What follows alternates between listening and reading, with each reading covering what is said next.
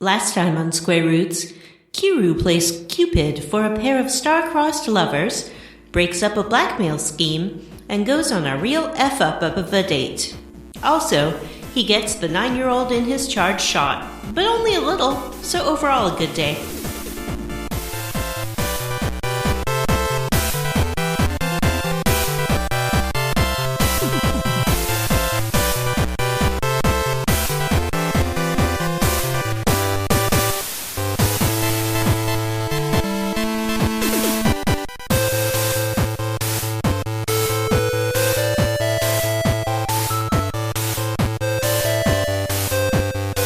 I should host.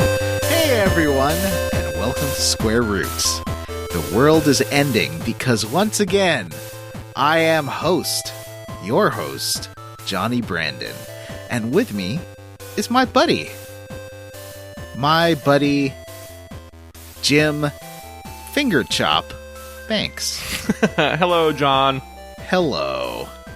How about Jim Torture Hanging Banks? Ooh, I like it. How about Jim? What was the first one? The finger chop? Yeah, because they keep doing that. Oh, that finger chop. Yeesh. How about Jim Soapland Banks? Oh God! Hey. What's a soapland? I think isn't that's next episode though? Isn't it? Is it? I don't know. I think that is the end of beginning of chapter 11, where they're gonna look for this girl out of Soapland. But we'll still have to get there next episode. Also with me is the illustrious, the accomplished Vanessa. It's me. I mean, I'm Vanessa. Oh, I'm just all blushy now. Well, thank you very much for introducing me in the manner to which I wish to become accustomed. Lots of compliments all around. I want compliments so bad every day. And do I get compliments? Often. But is it often enough? No. On this podcast, Vanessa amazingly plays through classic RPGs one perfect chunker at a time. Oh, perfect chunker. And I do it so well. I mean, I'm not a pro gamer, but I could probably be a pro gamer if I wanted to. I'm really good at story mode. Like, I know people will be like, oh, story mode, that's easy. No, it's not easy because that's the mode that you most have to invest yourself into the story and really be a storyteller through your actions. And I feel like I spin a really compelling narrative. It's true. Mm-hmm. And what is the classic RPG we are playing for this what would you call this, season of the podcast? Mm-hmm. The reason series? For the season is Yakuza. Kwame. Yay! Can you believe this is Chunker 4 of Yakuza? We're almost done? No. It felt like Vampire took like 3 times as long as this game. I know, it was so delicious. Wait, how many chunkers do we have after this? One more. Oh, wow. We're almost done. Crazy. 2 more chapters. Then it'll be 2020. The year so twice, we named it twice. I think our audience will get the final chapter in I think they're going to get it in 2020 actually. Before we get to the real juicy meat of this incredible episode of the podcast. Juicy meat.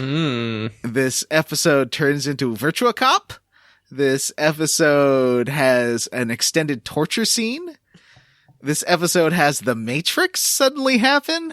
That part made my jaw drop. Oh boy, what an episode. But first, I want to find out what Vanessa leveled up with this week. That was a beautiful transition. Oh, thank you, Vanessa. What I leveled up with this week is I played 2 video games of the walking simulator genre. One of them was called... Gone Home.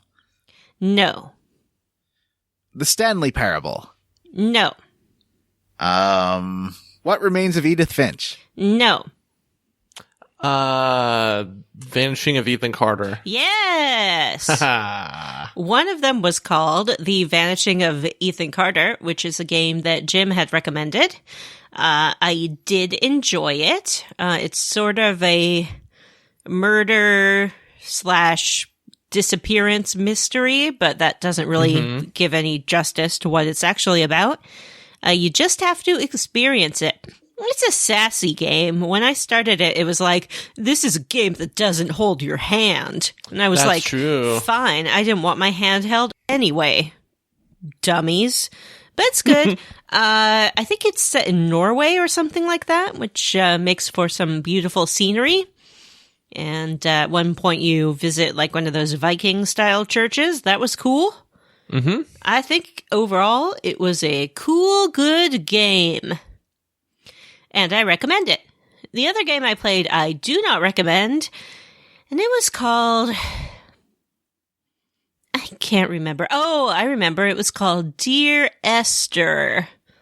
Or something like that. Does that sound like a game? Is that the sci-fi one? No, it's not at all. I remember hearing about that game, but I have not played it. I wouldn't recommend it.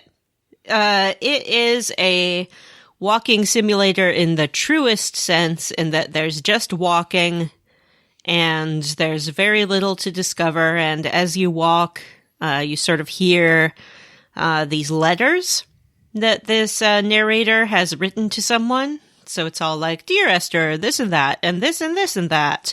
I did not find it very inspiring or interesting. The graphics are fine. Like, it's a good looking game, but the narrative didn't compel me. The narration didn't really sit with me. Like, the narrator's voice just wasn't quite resonating with me. And it's a very gloomy, hopeless, sad game. So, Bummer. Yeah, if you want to be bummed out and probably a little bored, Dear Esther! Did you finish it? Yeah, it's really short. It's like an hour or something like that. I played, I think a couple of years ago, I played like Virginia and Night in the Woods, because I always play indie games over the holidays. And why? I don't know. I think Vanessa does too. It's like a good time to like, all those games you kind of don't want to play when you're working because they take brain work to play, because they're usually a bit more challenging mentally and maybe like emotionally than your Gods of Wars or State of Decay. So you want to, so I always play those over Christmas break. And I played Virginia, which sounds, I think Vanessa should try it, but I didn't like it. I don't know. Yeah, I have it in my game library. It's like a detective mystery thing, right? Yeah. Yeah, Twin Peaksy style. I thought it was interesting, but not great. And Night in the Woods, I think, is one of the best games I've played. Definitely one of my favorite games of the decade, for sure. Although I guess we'll get to that for our Christmas episode, so I won't spoil that anymore.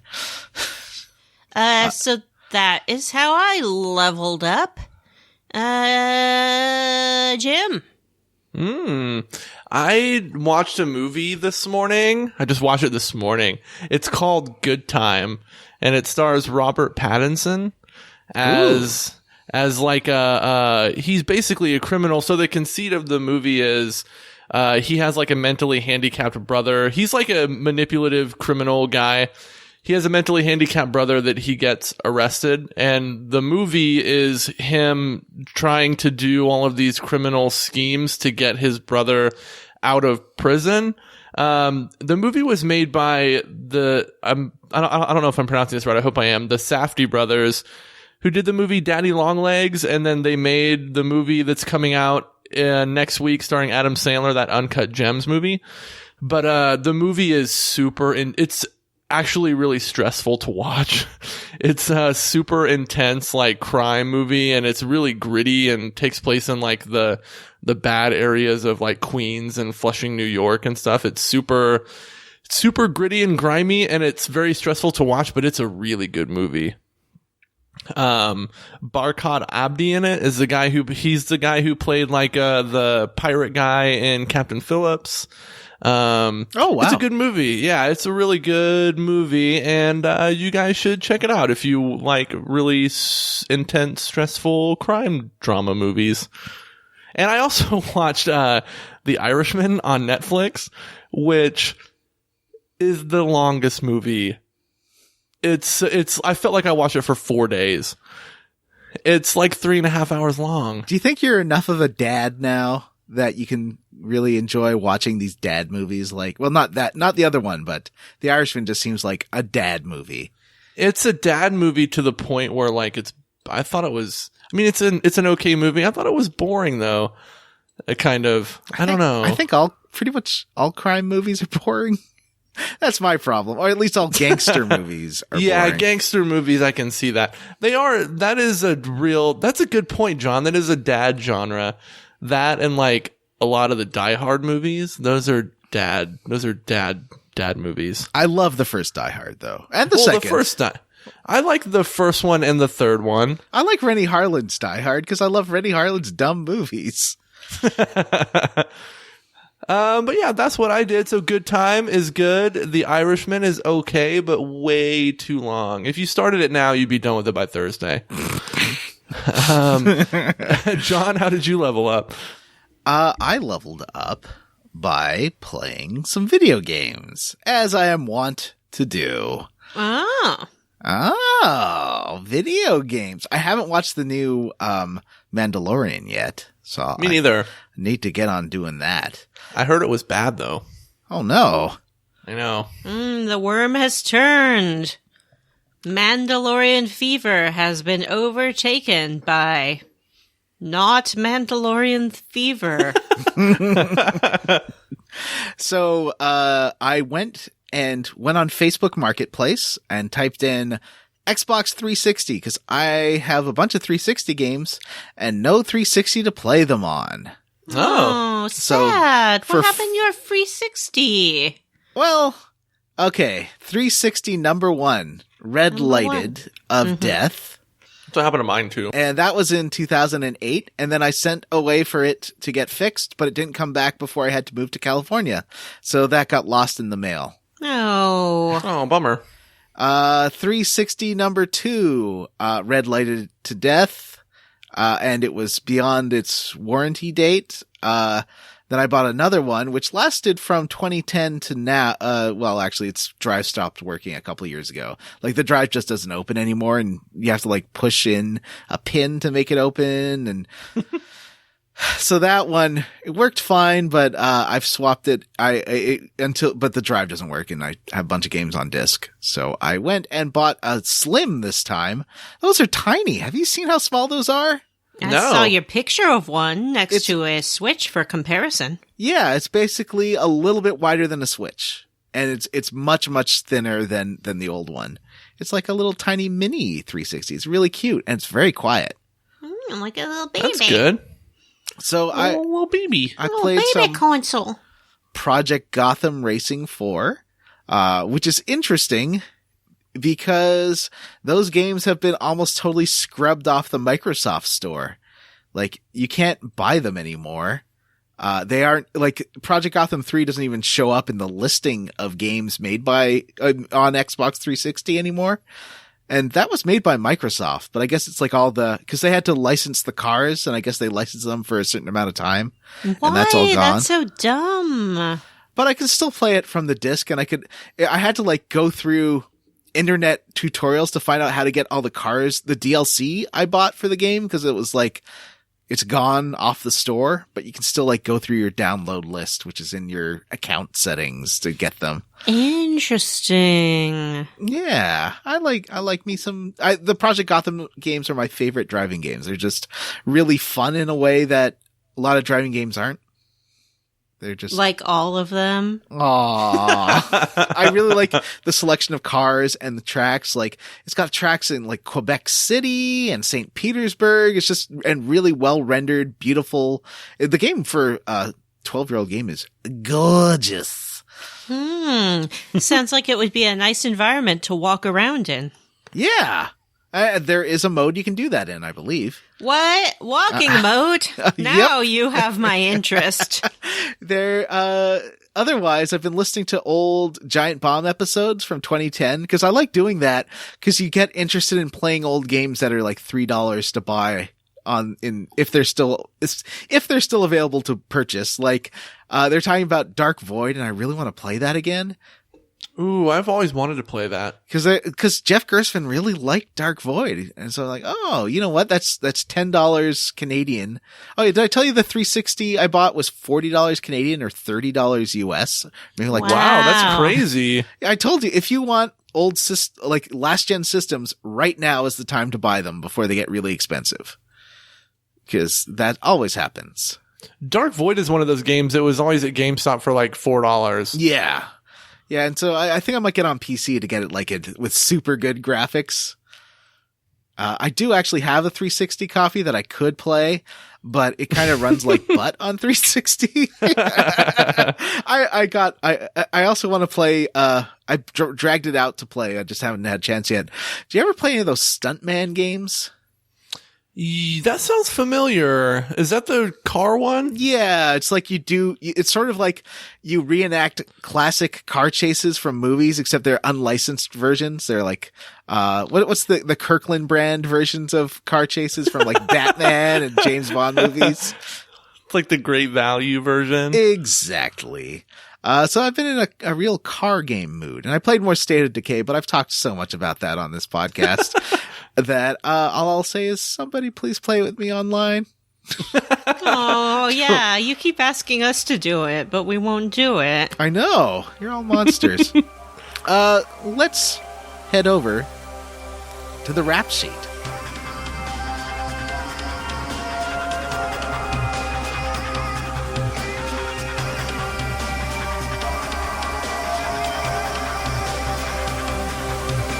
Hello again, friends. It's Johnny.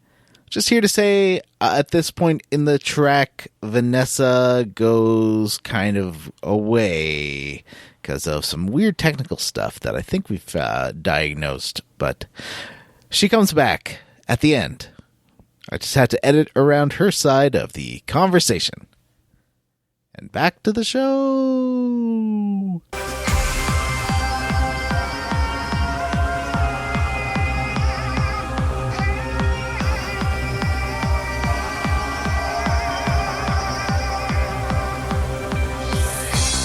Are you ready? Mm-hmm. The list of charges. Charge number 1, Chapter 8. The Scheme. Ooh, sounds like things are going to become intriguing. What? I don't know what the scheme is for this chapter. I don't think there is a scheme. Is the scheme like kidnap a little girl? That's everyone's scheme, and it has been for every single chapter. What is I know we were doing a count last time of child slapping, but what is this kidnap count now? Oh, 3? It's impossible to tell. Like, do we consider these a series of kidnaps, or is it all one continuous kidnapping? That's a good question. I feel like she's been kidnapped 3 times now, but I could be wrong. I would say that, like, it's individual kidnappings because Kiryu isn't kidnapping her. Kiryu is rescuing her. Kiryu is not her legal guardian.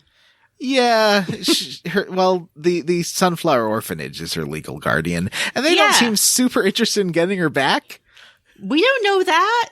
There could be a nice woman who works at the orphanage in tears, frantically calling everyone she knows, trying to get this child back. By the way, I watched the beginning of Home Alone last night. Uh-huh. And those parents are awful. Like, in retrospect, they deserve to be robbed. They're terrible people. All of their children are monsters. And they're completely incompetent in getting their son secured safely. Like, they call the police department and the police go out there and they're like, there's no one here. Ba-ba-da-ba-da. And it's like they make no further effort to get anyone there to check on this child. I guess they call the people they know in town, but they're all gone away. But wouldn't you be calling like the police, the state troopers, call the police every single day, try to explain that this child is home by himself? Nobody seems to give a damn. It's ridiculous. The cops do not give a shit either. They don't care. Especially on the phone. They're like, we don't have time for this. We don't have time for your missing kid. I'm sure an 11-year-old will be fine in the mansion they live in. Like going Not back even now. 11. She says that he's like 9. Was he 9? Okay. There's a controversial tweet about Home Alone that may or may not be a joke. I really hope it is not a joke because it's really funny if it's not.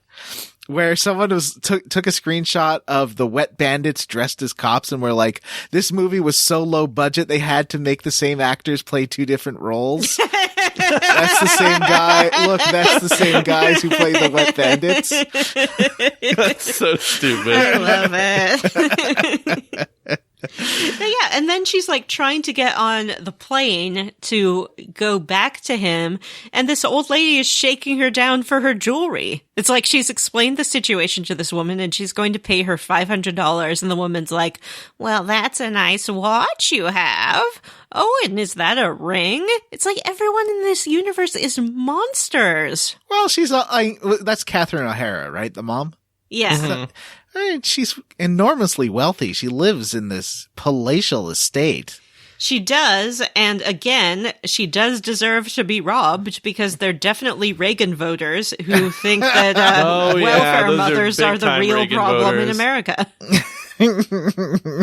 You know, the nicest person in the whole movie is John Candy's character, I think. He is. He's the only person who does something like with no ulterior motive. What about the old man? He's a murderer, John. Oh. He's the shovel killer. He's menacing Macaulay Culkin through most of the movie. He does. He never says hello to him. Like, it's obvious that this child is terrified of him.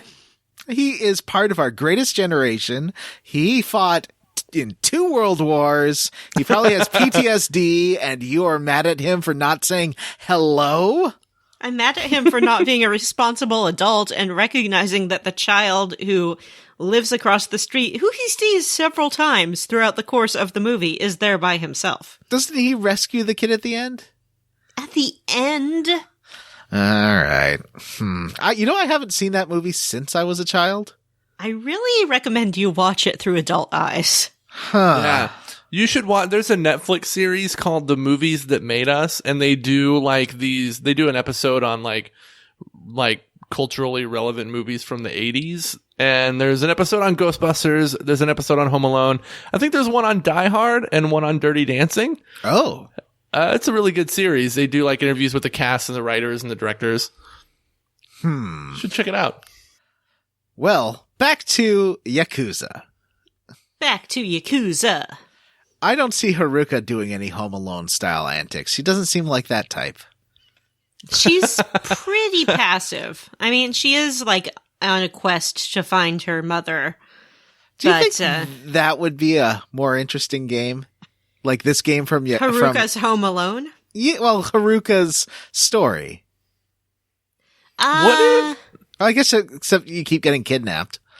I have a question. Did they ever tell us what happened in that bar where you found Haruka and all those people were dead and she had a gun? You have some idea, and you find out a bit more about that this episode. Do you? Yeah, a little bit. See, Jim forgot that we were playing 3 chapters today, unfortunately. I only played 2 of them. So you do find out a bit more in chapter 10, although it's only by context that you find out more. It doesn't tell you what happened, but we'll get back to that. This game doesn't hold your hand. Doesn't hold your hand. Smash cut 2. Nishiki sitting at his desk. Ready, he's doing here's the church hand thing where, all your fingers are together. Mm-hmm.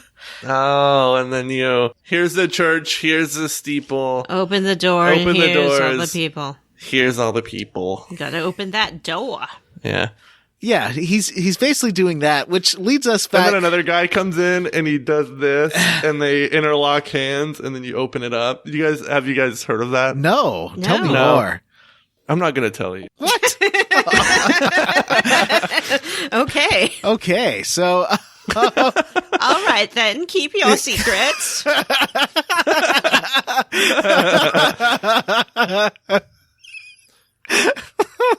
okay. You've never done it. They call it the hand vagina. What? No. Where like you interlock, you What? do like the live long and prosper thing, but you put your hands together and the other person does it and it's oriented a different way.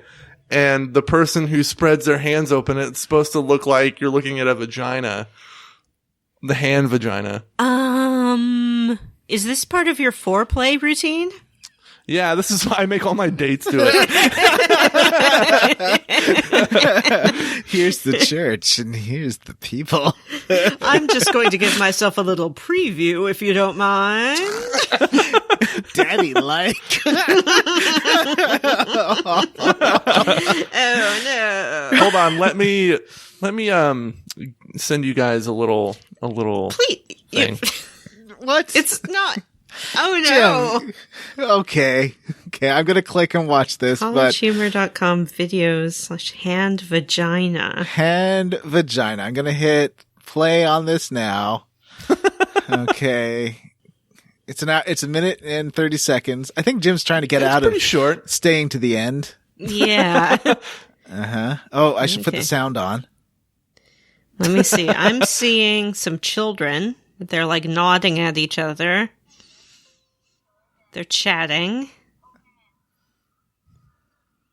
Oh, yeah. They're doing the hands. And open it up. That's the hand vagina. And then the child is... That doesn't look anything like a vagina. It doesn't, but it's something that like kids do. Oh, I see. I guess it's the part that's the other person's hands that's supposed this to look video, like I've never it. seen it before. I don't watch it to the end. I just skip to the end. Oh. Something... Jim. What did you send us? I don't know. I just sent you the first link that showed up on Google when I Googled hand vagina. No. Something awful is happening. Oh. No. Yes, that little boy did just birth a baby out of his hand vagina. And they have the newborn baby. They're looking at it. Yeah. They're looking pretty seriously. They're discussing what to do with this baby. And they are going to go play kickball, and they just dropped the baby on the ground and ran away. All right. Well, that clarifies literally nothing. Thank you, Jim, for sharing welcome. that with us. So, smash There's no cut reason to interlock your fingers with anyone. You can just make the live long and prosper thing and then look down at your own hand. When I meet John for the first time, instead of like shaking his hand or hugging him, I'm going to ask him to do the hand vagina. So, Nishiki, every time we cut to Nishiki, he's sitting at his desk not doing anything, which makes me wonder, go back to Vanessa's like first question about the Yakuza, which is, what do they do? Yeah, what do they do? I don't know, because it just, every time it shows them doing something, they're not really doing anything except shaking people down for money. Which doesn't seem that great. So Nishiki gets interrupted, but his nothing is interrupted by Matsushige, who's coming in with a big bag of money. And then the most confusing plot twist of all time. So Matsushige's like, I got all this money. Now we have that 30 million you need to bribe the doctor. And I got this 30 million from a doctor who's got lots of gambling debts, and he shows him his card, and you get a flashback to Nishike realizing it's the same doctor. And then he runs to the hospital, and it's raining, and the hospital staff's like, the doctor's gone, and the nurses were real confused too. So was the doctor's big scam to give people 30 million yen and then run away? If so, how does this scam work? It didn't make any sense to me either, because they're like, the doctor resigned and now nobody can find him. And it's like, what was the point of any of this? I thought that they were saying that this guy had killed the doctor. Or the doctor had run away. They say the doctor resigned. He was out of money then? Like, he resigned very suddenly, and then there's like, but nobody can get a hold of him. Isn't this the opposite of what the scam should have been? Shouldn't he have taken the money and let the sister die anyway and then disappeared? Yeah. Yeah. Because he hasn't taken the money because the money is on Nishiki's desk. Yeah. The doctor didn't think through his con very well. Yes, I'll give him the 30 million yen I owe and then run. I like that he leaves the hospital in kind of a daze and then falls to his knees and lets out a blood-curdling scream. Yeah. Well, because it's bone-chilling. That means that all this work was for nothing. He's been humiliated. He is not running the Yakuza well. He can't even get his sister the organs she needs to live. Right. Do we get to find out more about the sister, her reaction to this, her thoughts on him turning to a life of crime? No, we do not. The sister is completely irrelevant except for a motivational character for Nishiki. Exactly. As all sisters should be. No, Allison, you're not. You have your own internal thoughts and motivations, I swear. That is me talking to my sister. Okay. And so after this, the clever plan, we cut to there has been an explosion at Purgatory. Everything's all foobar over there. Everyone in town is talking about it. So that means you should head over there.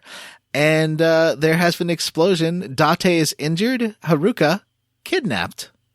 Oh no, not again. I really thought that Date was dead this time, but nope. He's very tough. He took a serious blow to the noggin. He did. I like that he's wearing like a head bandage, though. Yep. It's really funny. Yeah. I think he's got that head bandage on for the rest of the game. That's pretty great. So Date was just hanging out with Haruka, just having a little chat, and then there's an explosion, and then a bunch of gang members pour out of the bathroom that exploded and beat the crap out of Date and kidnap Haruka. Mm-hmm. And also they seem really psyched about beating up homeless people. Yeah, when you confront the first gang, they're like, hey, we just wanted to beat up some hobos. Well, this is once again capitalism turning the poor against each other in order to keep them down. It's true. That's what this whole chapter is a metaphor. The scheme is the scheme of capitalism. Oh, that's what it's referring to. So there were 3 gangs that came in to rough up the place, and maybe one of them kidnapped Haruka. The red gang, the white gang, and the blue gang. Or the blue Z gang, the white edge, and the bloody eye. It's a metaphor for American imperialism. That's the scheme this chapter title is referring to. The scheme of Western values.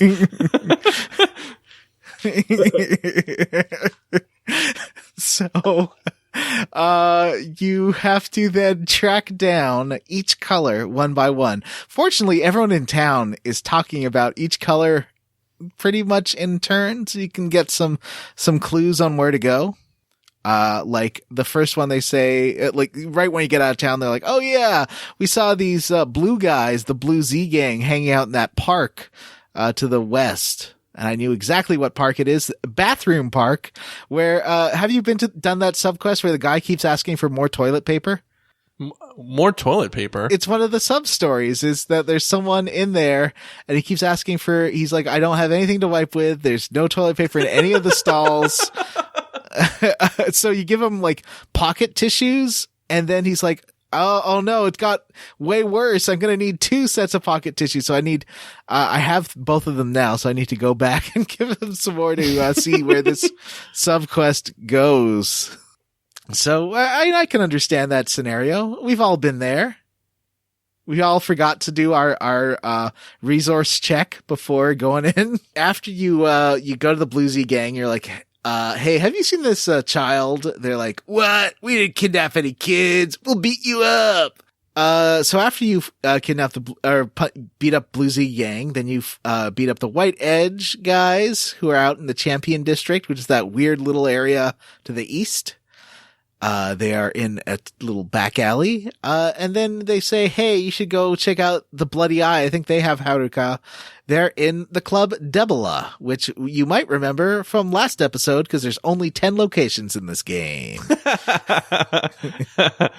So you head over to Debola, and there first of all, this one guy won't tell you where his boss is. You have to beat him up. And then you go downstairs and you have to fight the Akai brothers, who I found really tricky. Yeah, they're definitely tough when you're fighting them both at the same time. But once you defeat one, the other one goes down pretty easily. Yeah. And I went to the drugstore and loaded up on the Emperor or Empress Healy items so that, like, I was not going to die, but I felt like I wasn't getting a strategy or I wasn't using the right, you know how you have the 4 combat modes? I feel like I wasn't in the right one to fight them. You have to switch because I think one of them is in like Rush style and the other's in the B style. Yeah. And the one in Rush, if you try to use Rush on him, it doesn't work. No, you have to use like Brawler on him. I have to use Brawler on both of them, I think. Oh. Or that's what I did. Okay. Yeah, that sounds like a good idea. Oh no, you know what? I finally defeated them with, I went to Blue style and hit them with furniture. That's Brawler. Yeah, okay. Yeah. Oh, that is Brawler. Yeah. So that's what I did. Like, the blue style seemed to really destroy them both as long as I was using weapons and throwing chairs at them, which is really fun. I got the one heat move where you throw a chair at the big brother and he's like, Nanda! Or Nandayo! And looks up and then sees a chair. You, like, kick the chair at him or something. It's a really cool heat move.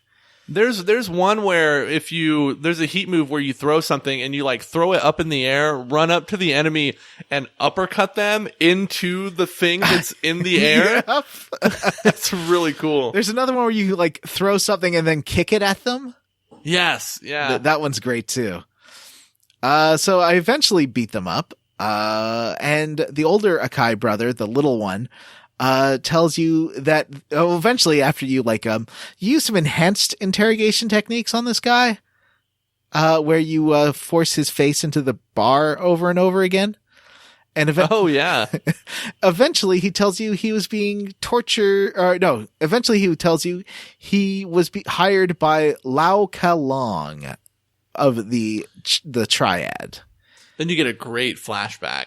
Oh, wow. This flashback is something. I think the point that the guy was trying to make was they were trying to buy these fake passports from the Dojima family, but the Dojima family was overcharging them. Like they were charging them like 20 million yen for these fake passports. And he's like, you basically like, that's way too much. You're trying to take advantage of us. You need to respect us more. That's what I gleaned from it. So cut to Kiryu is hanging from a pipe.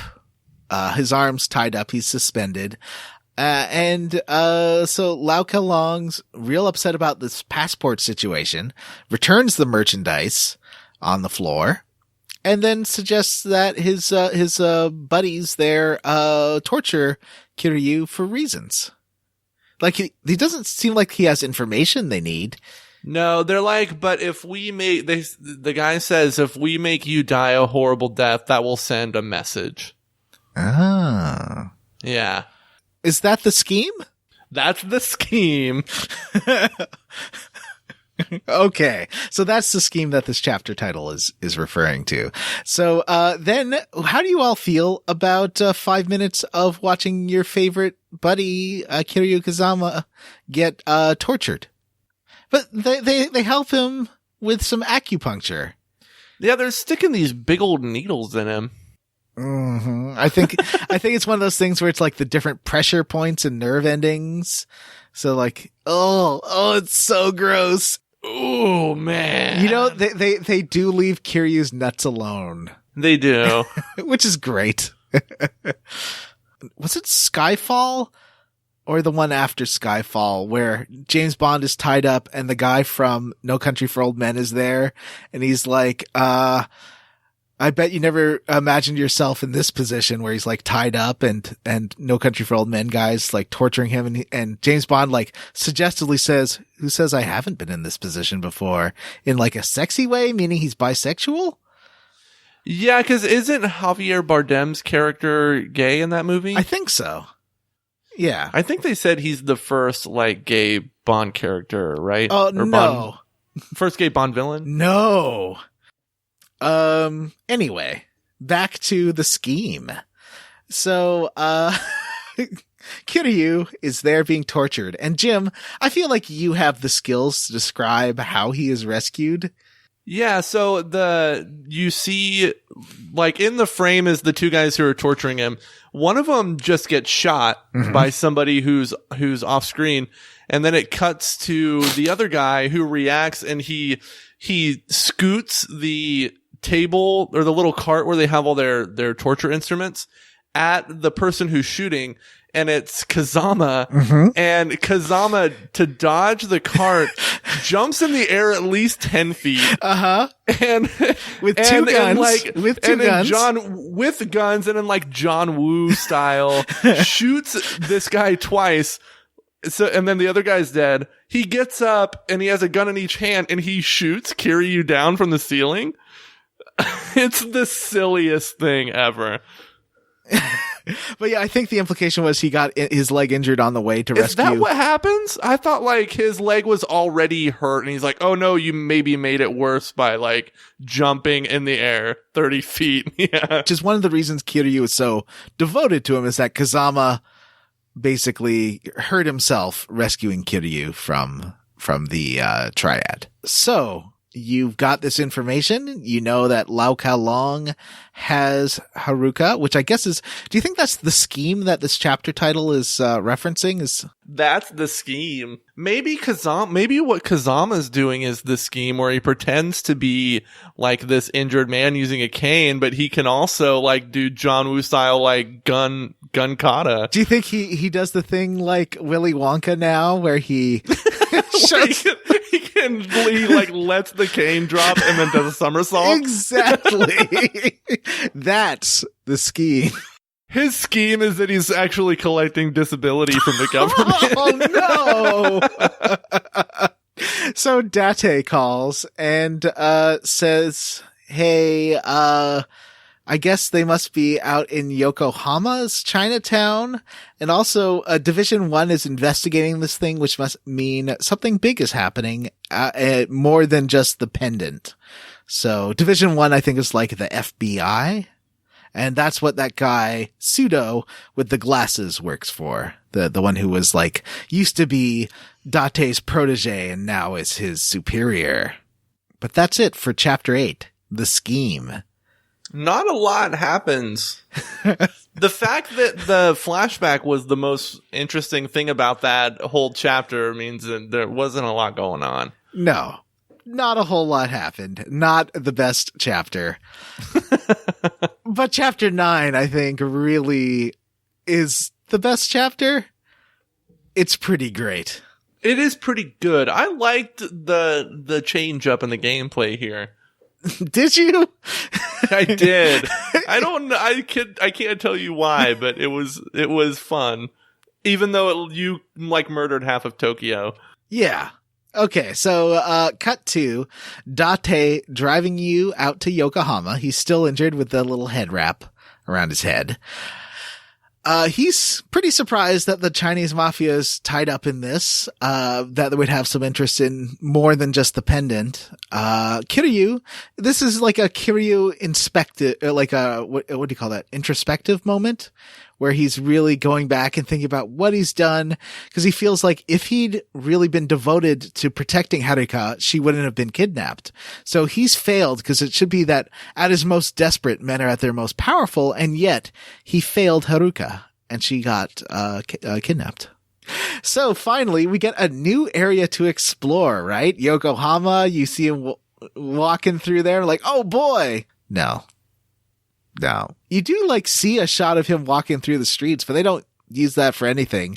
You head into this restaurant, and Date says before you go in there, don't you die. And this might be my favorite scene so far in the game. So you get this, I guess, server or greeter coming up to you. And Kiryu says, "Oh, can I? Is Lau Ka Long here? Because I tell him that Kiryu wants to speak with him." And the waiter's like, "Oh, I don't know a Lau Ka Long." But meanwhile, the host behind the maitre d' table is he's got some different ideas. You know how Kiryu has a code of honor and ethics and he doesn't kill people? His interpretation of not killing people, he pulls that greeter up against him and uses him as a human shield. Kiryu then throws the body of the newly deceased greeter at the maitre d' and I guess kills them both that way. So then all these guys have these what are described as Chinese scimitars. And they come after you, and you have brought your fists to a knife fight. But this is pretty fun, because you can pick up, there's tons of weapons to pick up. I really liked this battle. It was a bit like, the battle from Kill Bill, the Crazy 88, which is one of the best, fight scenes. Although apparently that's based on I just haven't seen that much, martial arts films. But you know the scene I'm talking about there, Jim?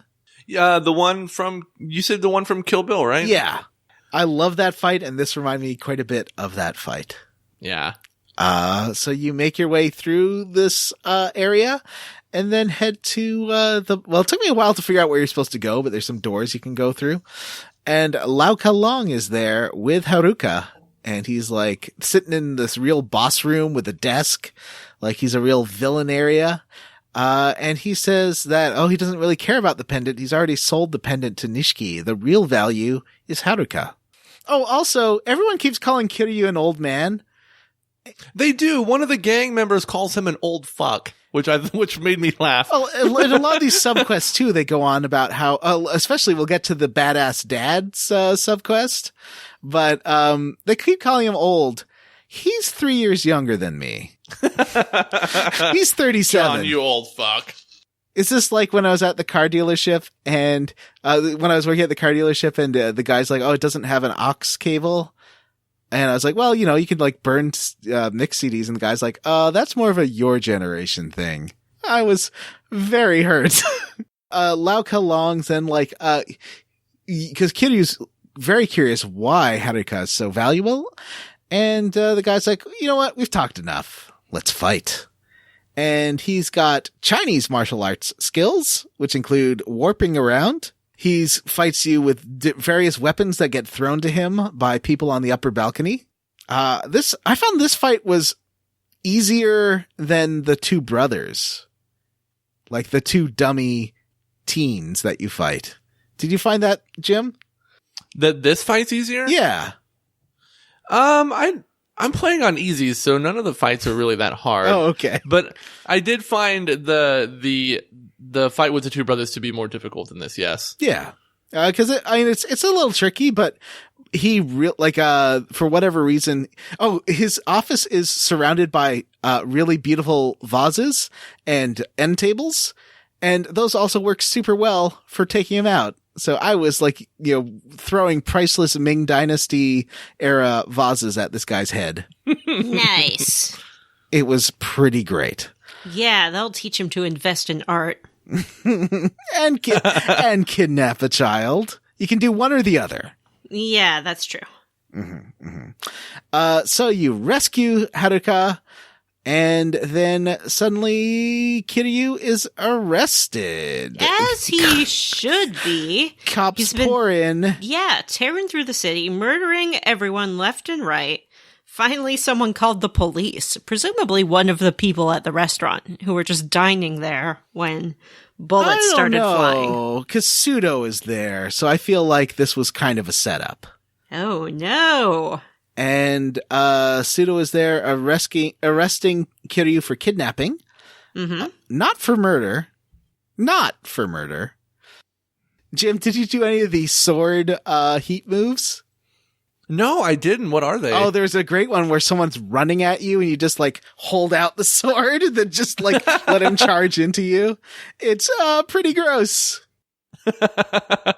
I also unlocked with the weapons master guy, or the training master guy, the one who's giving you all the new moves, but you have to like give him items every time. Have you done any of those subquests? I did the one where he taught you the disarm, the first one. He's done. I've got a couple more from him. One is where you basically break use a heat move to counter and break someone's leg when they attack you. It's pretty awesome. Amazing.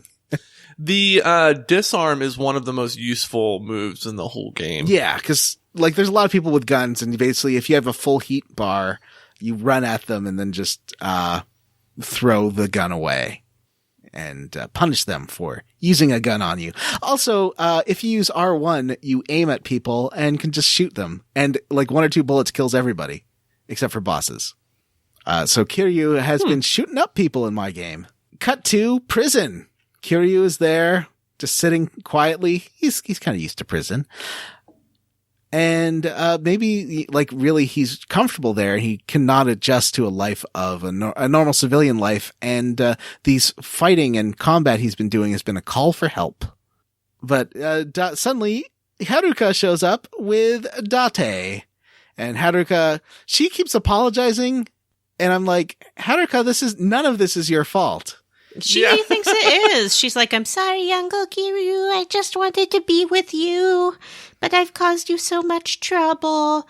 Mm-hmm. Is that the scheme? That's the scheme. We're not in the scheme anymore. Oh, sorry. Is that the rescue? Is Haruka rescuing him? Rescuing him. Exactly. So, because they do rescue him from prison. Yes, they do. And then cut. So basically, Date shows up, releasing him from his cell. No, like showing how Date gets him out of prison. Just cut to the car, and then Kiryu's like saying, "Well, I guess this means you're fired, right?" Date's like, it's bound to happen eventually. Yeah, he's like, I was gonna get fired anyway. Everyone knew it. But there's no like cops chasing you or anything. Yeah, I guess not. They just waltz out of there. Yeah. The only people that are chasing you, I guess, are either the Yakuza or the Triad. Or maybe the Yakuza and the Triad. Or maybe the cops. No, I don't think the cops usually, like, ride on top of trucks. Firing guns into the night. So suddenly the game changes to Virtua Cop. Jim thinks this is great. Vanessa thinks this is bad.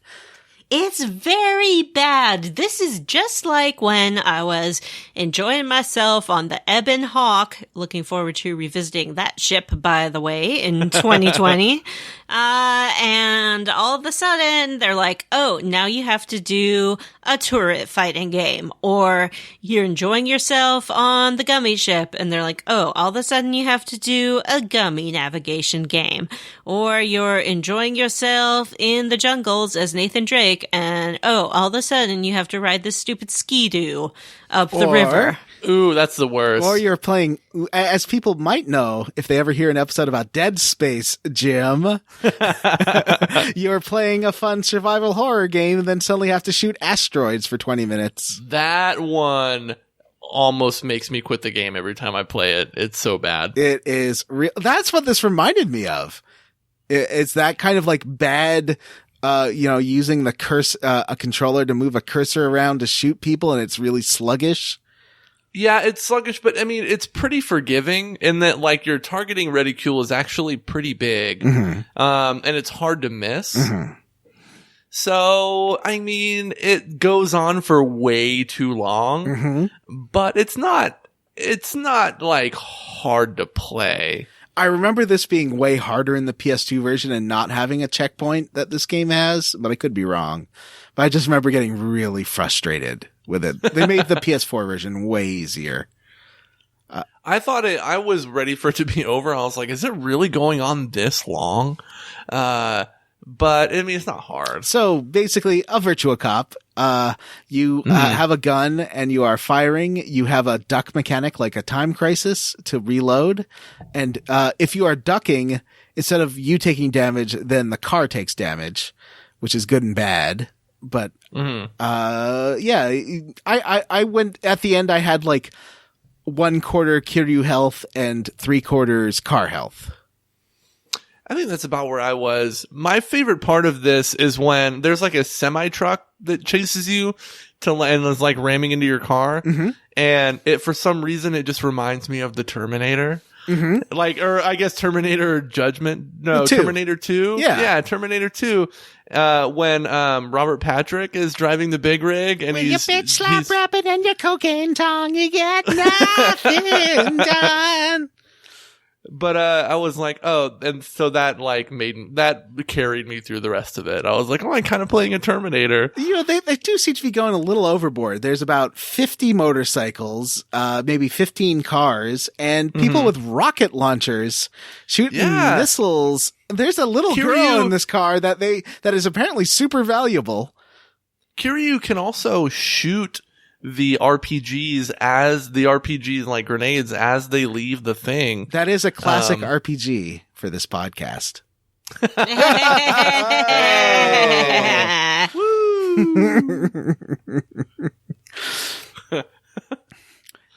Anyways. So eventually you explode the truck. It's a good thing no one else is on this road. I assume everyone I've killed was bad. Just like there was no one under that chandelier. It reminds me a bit. Have you seen the film Naked Gun? Yeah.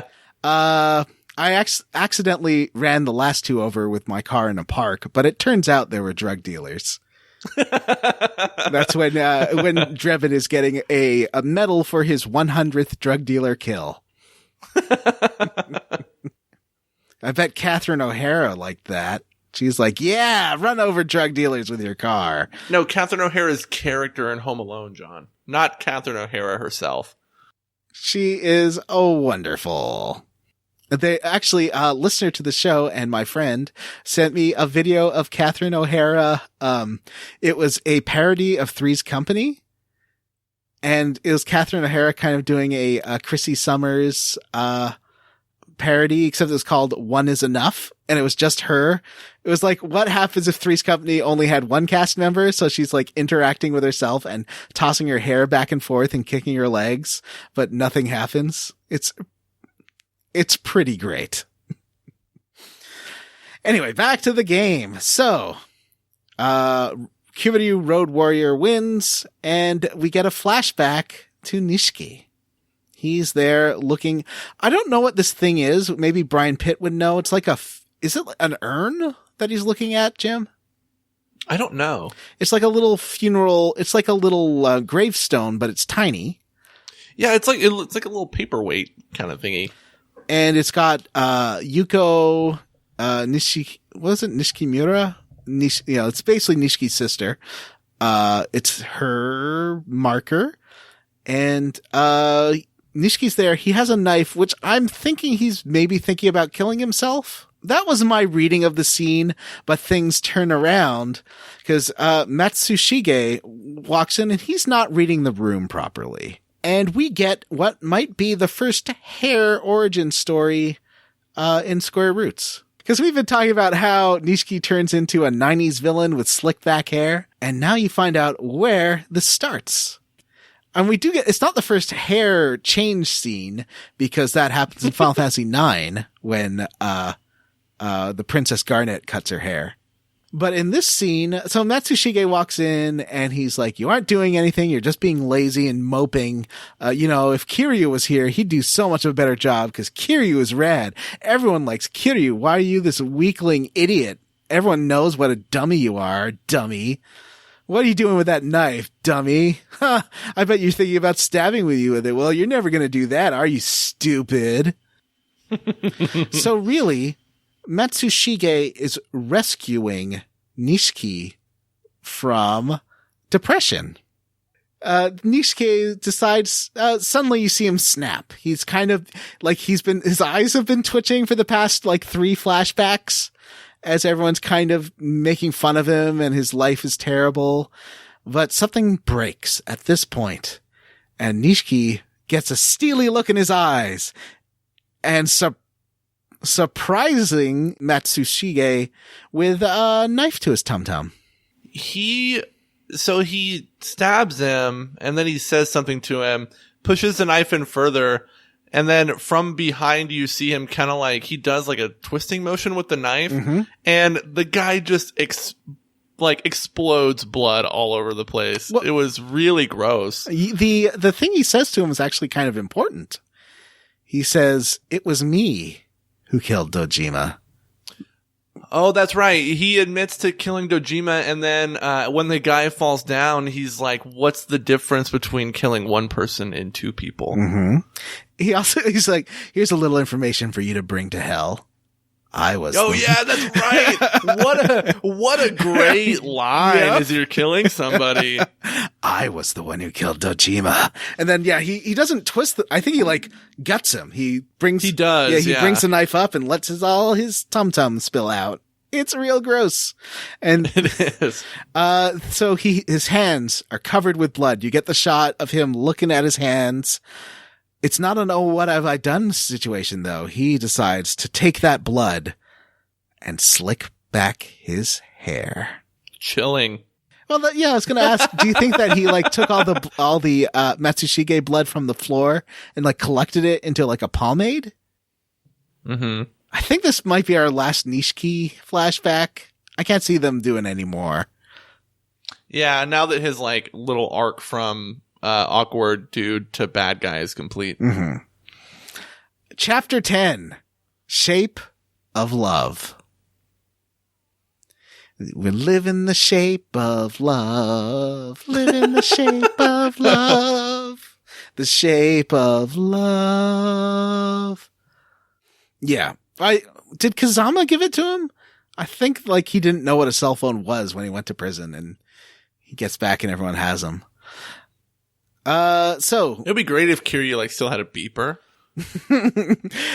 The message is that someone has been giving Nishiki information from the inside, which makes sense. Kiryu's let's go to the florist. At first I was oh, does that mean the florist has been narking on Kiryu to Nishiki? But no.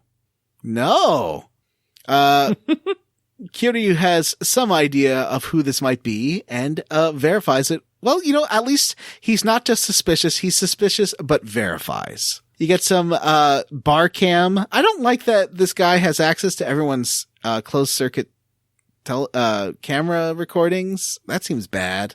I saw a news story where somebody hacked into a ring cam in a child's bedroom and convinced the child that it was Santa Claus talking to them. What? You can... Yeah. What? Oh, that's creepy. I know.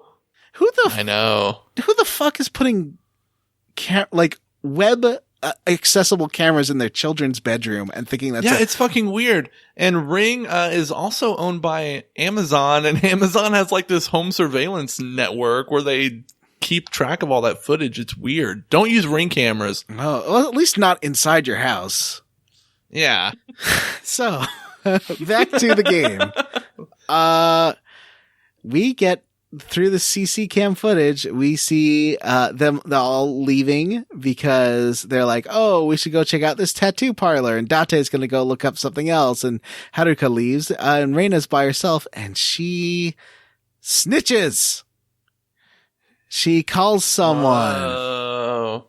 she's calling someone. She's like, yeah, they're going to some kind of tattoo artist, maybe Udabori. I don't know. And, you don't get the other side of the phone call, but it's enough. We know she is the one reporting on his moves. And, Kiryu says, yeah, that makes sense because Nishiki knew I was going to Udabori right when I got there. So someone had to have told him. And, it's Reina. So everyone's like, well, let's go talk to Reina, see if she can answer. And she does. Cause she was friends with you. You've known her since Yakuza 0 and were buddies with her.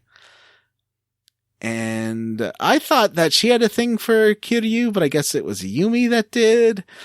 I guess this all leads up to that because there's just blood everywhere. The bar is wrecked and there's a letter on the counter. And if you read the letter, she's just a girl in love. She's really not responsible for her actions. She's underlyingly cute and adorably repressed. Certifiably cute and adorably obsessed. That's it. Oh, speaking of resolutions of, we'll get back to this. I just want to circle back. We forgot something. In between busting Kiryu out of prison and getting attacked by the Terminator from Terminator 2, Dache says, oh yeah, that wasn't Mizuki's body.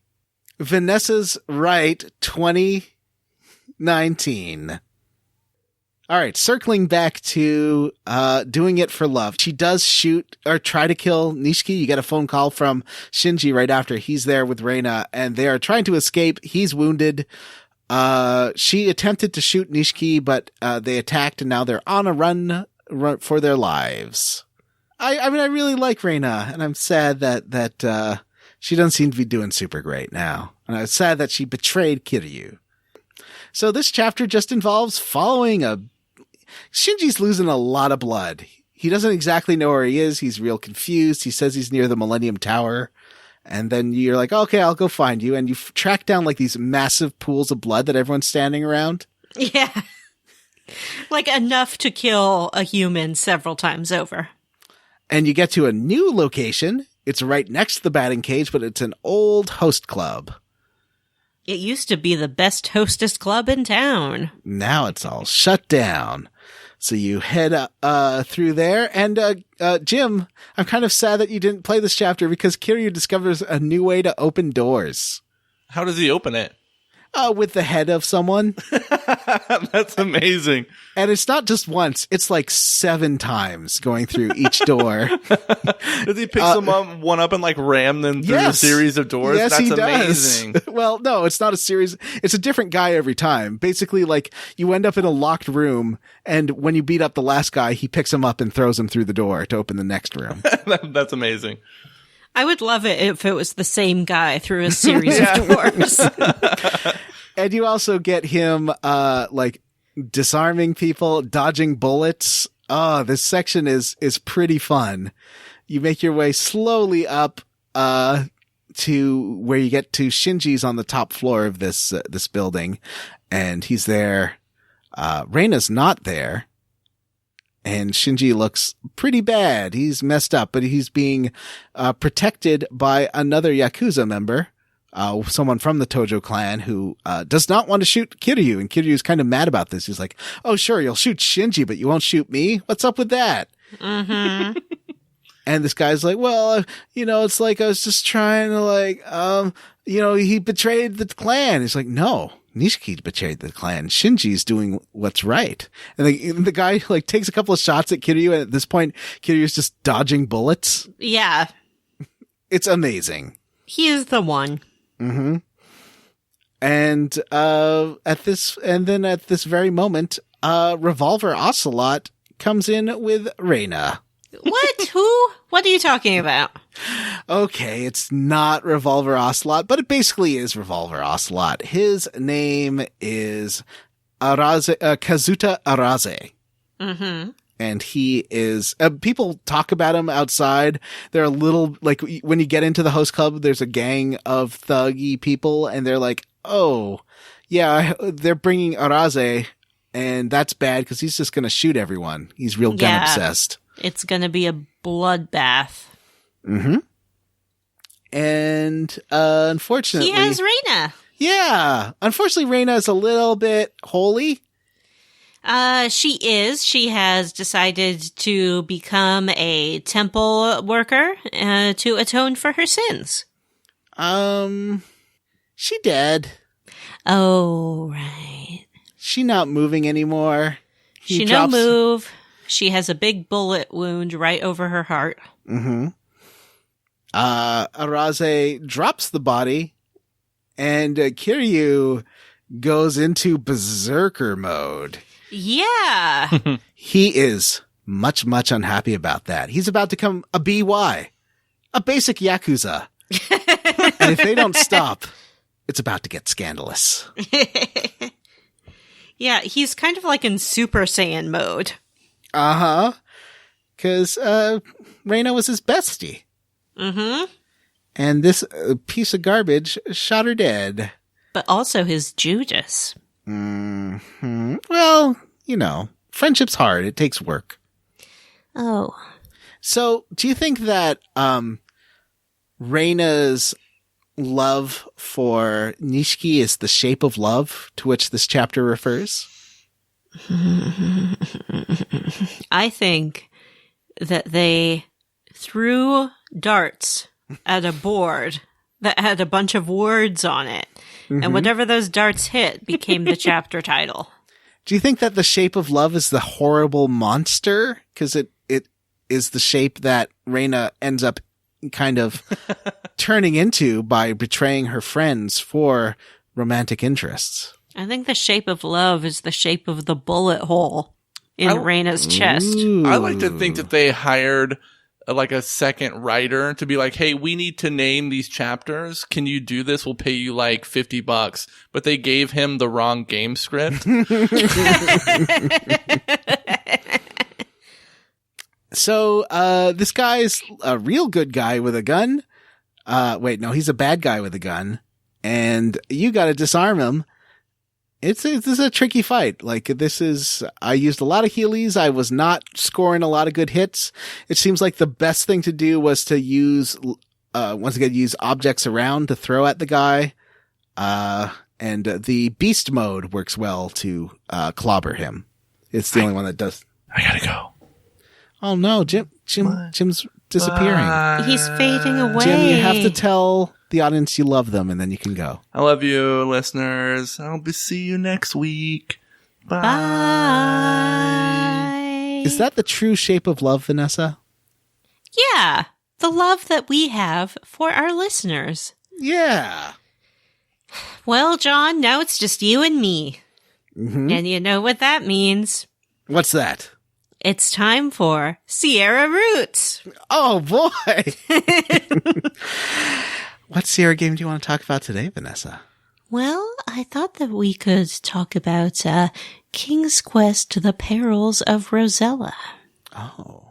I feel like we've covered that one quite a bit. We might be running out of Sierra games to talk about. It is a limited pool. Well, we haven't talked about the Black Cauldron or Manhunter New York, Quest for Glory, Codename Iceman, Police Quest, Space Quest 1 through 8.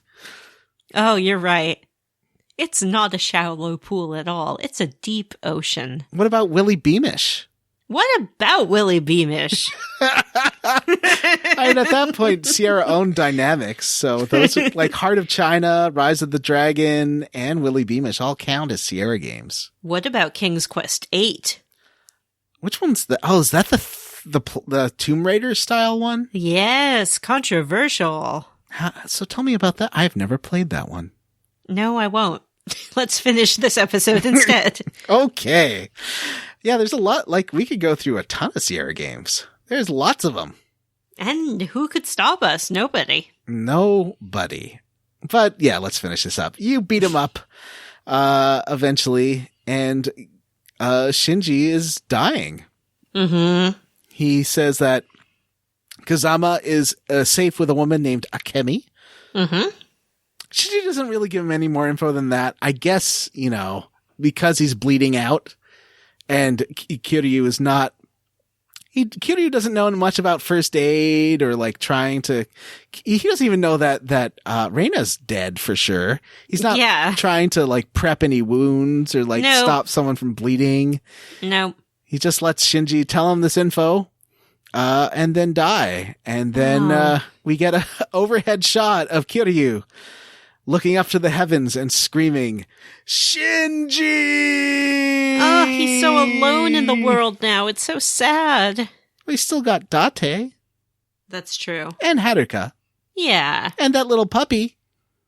What happened to that puppy? He's still hanging out in purgatory. Okay. Yeah. So, well, Jim's not here for Jim's sub-story corner. Maybe we'll have to put it off until next week when we finish the game. There's only one I want to talk about, though. Is that okay with you? Absolutely.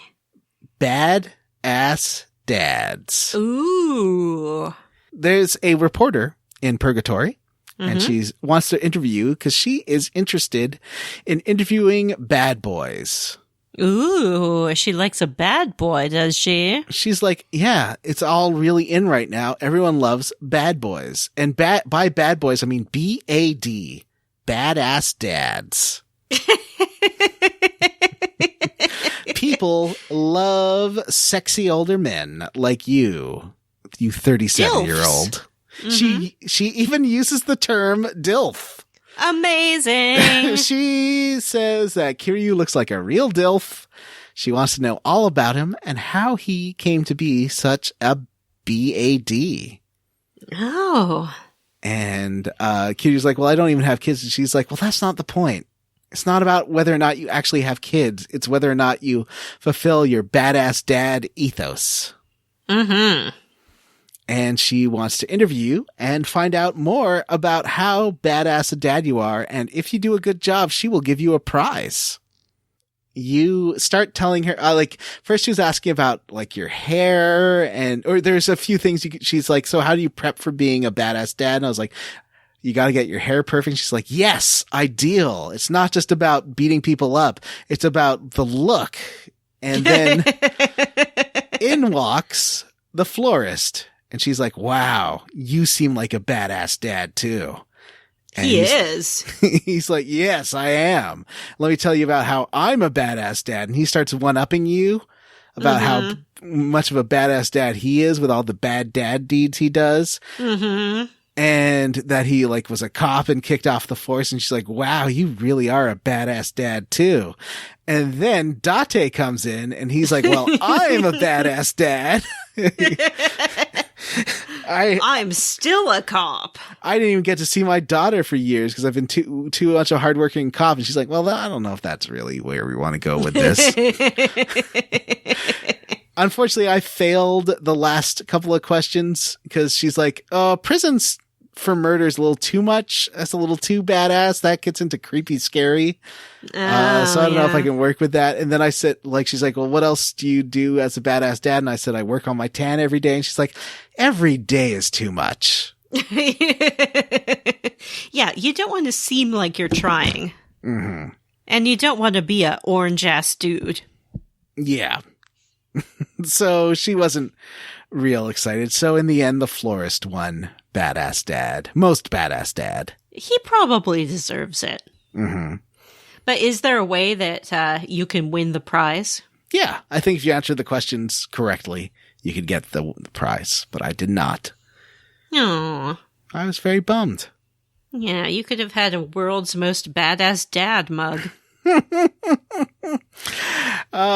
Bullshit mini games. I have been trying to find enough cards to play. I think I might be at the last or second to last fight for Metsu King. Oh. And I've got like 30 cards. It's not enough. I think you need all 45 to maybe get to the next level.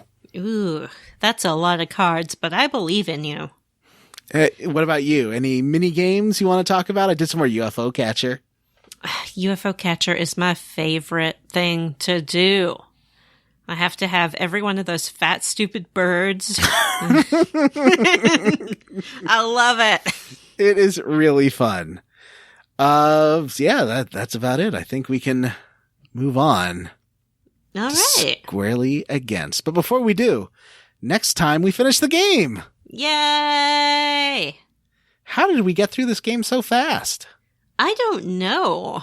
It's not a very long game, but I do feel like less has happened in this than in Vampire.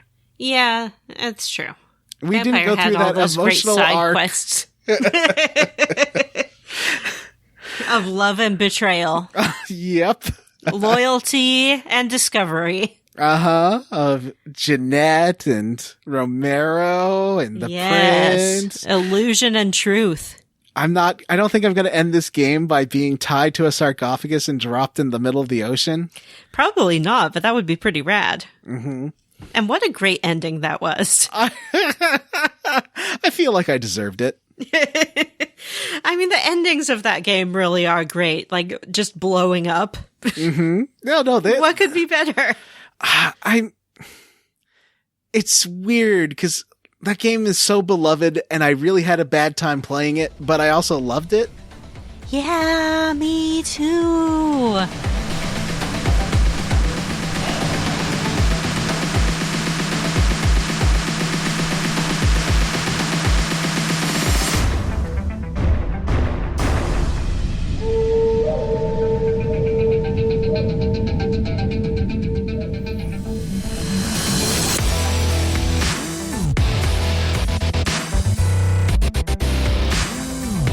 Well, the little mini game to tide us over is out on Steam now. Vampire Stories of New York or something like that. Ooh.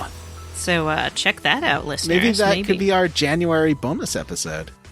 I think we had decided on one already. Oh, have we? Okay. Mm-hmm. We'll think about that. Think about a lot of things. We have a Patreon. If you want to help support the show, and I have some fun ideas for stuff we can use Patreon funds for involving special games that I think will be great. These are more 2021 plans, but I have some fun ideas. So it really helps us get equipment and games and advertising, and just sort of helps the show be easier to make. Yeah, and it makes us feel good. It does. It really does. So, for $3 a month, you can hear all our bonus episodes. Every single one. Even Would You Eat This Bird, our best bonus episode of all time? I feel like, The Quiet Man and Detroit Become Human are really up there too. And, Had a Full Boyfriend. The Quiet Man.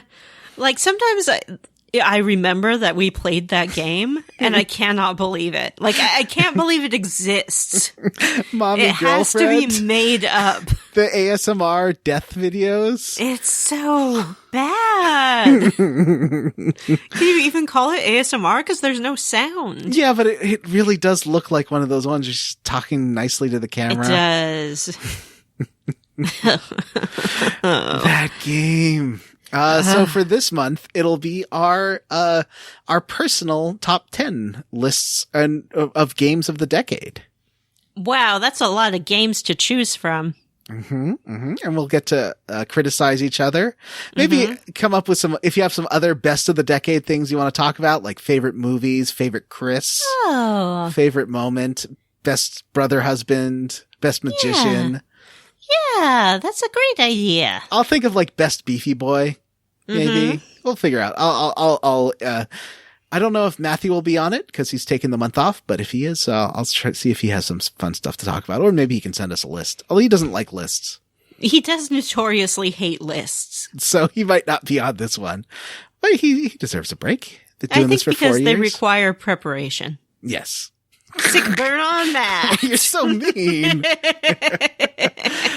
So also, for $5 a month, you can help us vote games. And as I said, I think next year will be a record number of votes just because there's so many games we could do. And I think all of them, like, we've talked about doing Final Fantasy VII since, I made a joke about that like 4 years ago, doing that in 2020. There's Final Fantasy X-2. Vanessa just, somehow revealed what the next game we're doing is. I did? Yeah. Well, I think maybe a eagle-eyed listener we'll be able to see this hint you dropped in this episode. Well, we generally reveal it in the penultimate episode of the current series, which is this episode. For BioWary, we will be playing KOTOR 2. Ooh. I'm going to play the restored content version that's on Steam. Oh, maybe I'll do the same. I think you have to download a patch. I can't remember if it comes in automatically. I think it's in like the Steam Workshop or something. Just like Vampire. I got it to work. And so it adds like another planet and some extra interactions and stuff. Nice. And I believe this is a lot of the same people that made Vampire. So that's interesting. Yeah, we love those people. So get ready for more Star Wars. And hopefully this will be in conjunction with another loved Star Wars movie. I've actually blocked the term Star Wars, Luke, Leia, Force, Rise of the Skywalker, Jedi, and many other words on Twitter because I don't want to hear any more discussions about. It's really frustrating. There are, of course, valid criticisms of any film, but it's so overwhelmingly based in misogyny and that it's just hard to hear. With that one, I really think that a lot of people are coming from a good place and not like they just feel betrayed because they took so much stock in the Jedi stuff in the game. The movie just really had nothing to like. The movie throws it away in a way that I thought was great, but a lot of people did not. And I don't think it's all misogyny. I think that it was a controversial film that really took because like what's his face the guy who plays Finn. It's like I really felt like it wasn't a movie for me and my character. Yeah, that's fine. Actors aren't always the brightest people. Sick burn on John Boyega. Woo! No, you can't say that someone's opinion makes them intelligent or unintelligent. For many reasons, I thought it was a wonderful film. I hope that it is in a few years looked back on very fondly as a part of this trilogy. Yeah, I think that maybe it will. Maybe with some time, and maybe especially if this movie gives people what they like, even if that might be bad for me and what I really liked about the last one, I think it might be. I don't know. I think that in given time, maybe people will be like, "Oh, I see what they were doing there," and maybe appreciate it. I'm heckin' nervous. I've just kind of learned to deal with it. It's a thing. If it kind of poops on the stuff I loved of the last one. There's been so many bad Star Wars movies that it's okay if this one's not my favorite Star Wars movie. Yeah, we'll still have 2 really good Star Wars movies out of this trilogy. Mm-hmm. And, 3 good ones from the original, and that's it. The Ewok Adventure Part 2 with the Force Witch. Right. And Wilford Brimley. And a lot of good video games, which honestly, like, my fondness for Star Wars is most rooted in games. Yeah. Yeah, there's some... What's your favorite Star Wars-y games? KOTORs? Yeah, KOTORs. I love the KOTOR. Although I've never finished 2. Oh, really? I got as far as, like, Mandalore or something. Or was it Mandalore or is it, like, Alderaan, where you meet some Mandalorians? I don't remember. It's been years. I think it's Alderaan. That's as far as I got. So it's like maybe a third of the way through the game. So this will be, I'll be baby fresh eyes for this game. Ooh, little baby fresh Yoda.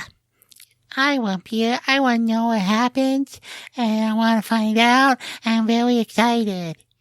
Fresh baby eyes have I. I know this game's really beloved, so I'm kind of curious to see, what it does differently than the first KOTOR. Yeah, it is different. Did you finish this one? Yeah. Okay. Well, I guess we'll find out.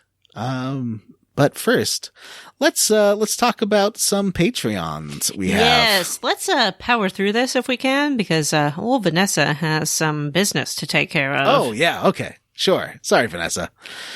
So, I'll get through the first 2.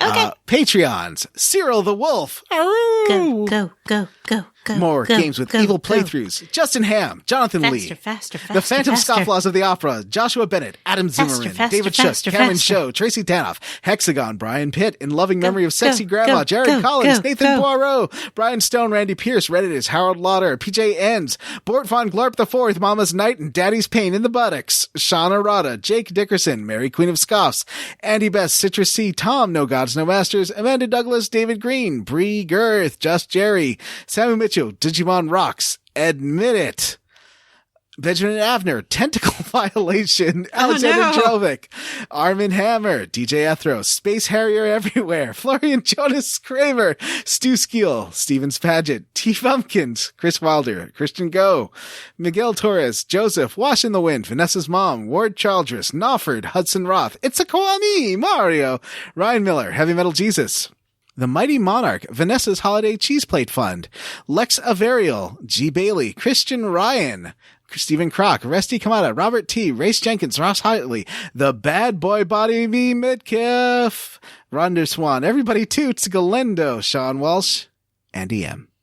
Paul Burchett, Smashed Potato Season, Dr. Stephen Stone, Jordan O'Boyle, Megan Sullivan, Aaron Little, Vanessa's Mom, fine, say everyone's name, at least it annoys Matt, James Hostetler, Gregory, Matthew Casterline, Vanessa's Fourth Mind, Desk the Strongest, Yakuza, Devin Salone, Did It All for the Nookie, Sean Gonzalez, Ron 2, Huxley, Iguana Cake Ninja, Cowman, Mosser, Chris Penyek, Tyre Petty, Andy Smith, George Brady, Patrick W. Bear, Candy had turned my mouth into a desert of pain, Eric Garby, Andrew Bachman, Alex Duller, Michael Crawford, Brady A. Berman, Robert M. Bullum, Jonathan Ellsworth, Matt Jorgensen, Jameson, that one guy.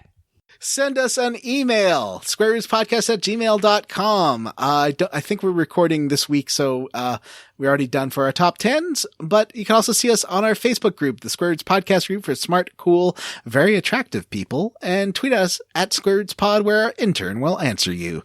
Thanks to Vincent Moretto for his metal cover of Receive You from the Yakuza Kiwami soundtrack, and thanks to Esseph for his chiptune cover of Rouge of Love, not Rogue, Rouge of Love. Chipmunk cover. That would be amazing. Please rate, review, and subscribe on iTunes or wherever you listen to podcasts. For Square Roots, I'm Johnny Brandon. I'm Vanessa. Bye. Run. Bye, Vanessa.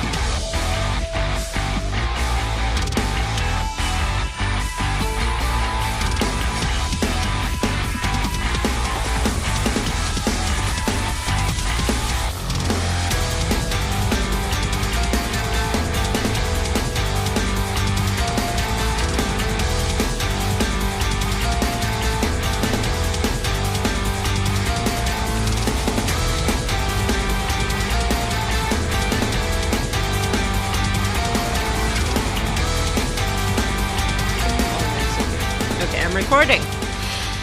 Okay. So, don't cry, Jim. Okay. It's okay. I'm recording now, too. So what you want to do is you Google the Kiss poster. Okay. Jim, are you going to Google this, too? Or do you know the it? Kiss tattoo poster? No, it's just the Kiss poster. It has nothing to do with tattoo, except thematically.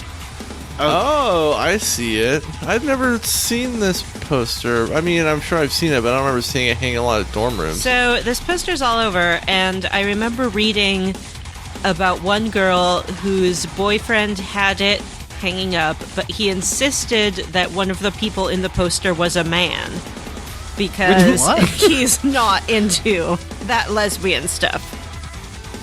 Was it the girl on the left or the girl on the right? I don't know. There's only two choices.